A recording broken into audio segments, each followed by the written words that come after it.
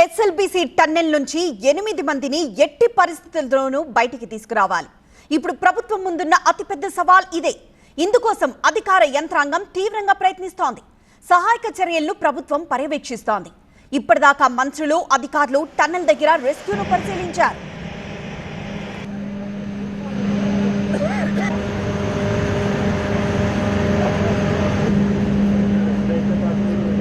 SLBC టన్నెల్లో ఘోర ప్రమాదం జరిగి 9 రోజులవుతోంది. సొరంగంలో కార్మికుల జాడ కనిపెట్టడం సవాల్గా మారింది.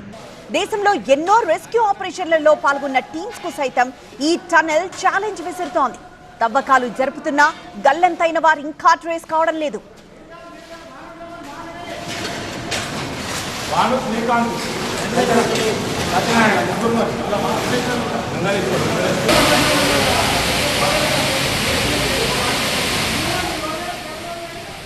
గంట గడిచే కొద్దీ గండం గట్టెక్కకపోగా ఇంకా సంక్లిష్టంగా మారుతోంది.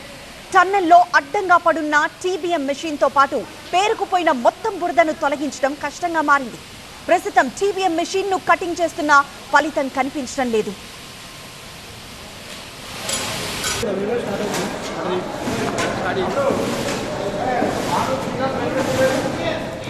జీపీఆర్ మార్కింగ్ చేసిన ప్రాంతంలో ప్రస్తుతం తవ్వకాలు చేస్తున్నారు. నిన్న రాత్రి జీపీఆర్తో మరోసారి సర్వే చేపట్టారు. ఒక చోట కేవలం ఐరన్ రాడ్స్ ఉన్నట్లు గుర్తించారు. డ్రిల్లింగ్ లేకుండా తవ్వకాలు చేస్తున్నారు సిబ్బంది.